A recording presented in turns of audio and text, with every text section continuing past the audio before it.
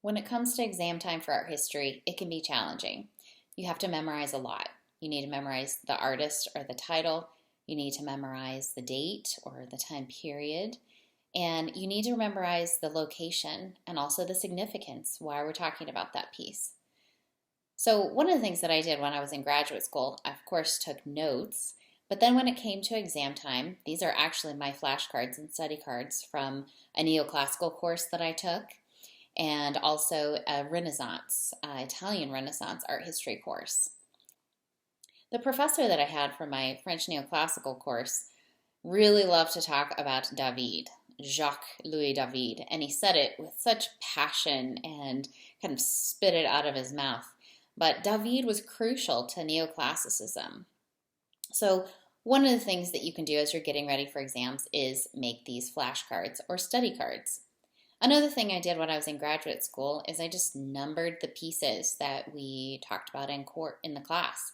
And then I highlighted if my professor talked about those pieces more than once, I knew that they were important. So sometimes I would just make little notes and study those particular pieces and quiz myself on the artist, the title, and the year.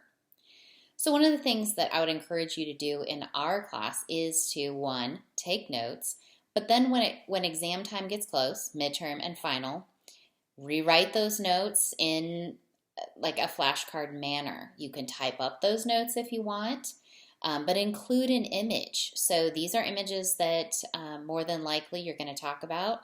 And what you can do is quiz with yourself, quiz with students, and have the image on the front with no words, and then on the back, you can give all of those details so that you or someone else can quiz yourself. So include those important things like the title. This is Saint-Sernin, the cathedral that's on the right. It's a barrel vaulted cathedral in pilgrimage Romanesque times. It's in Toulouse, France. What are the dates? And then write down some main significant things.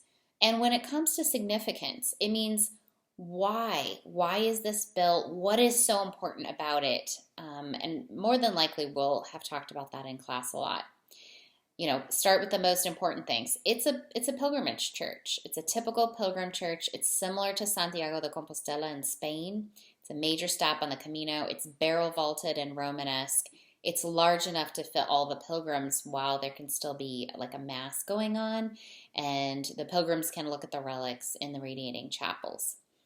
So this will help you be successful in this course, making flashcards that you can flip through and study at any time and really help those details get lodged in your memory. Don't wait until the night before the exam to study.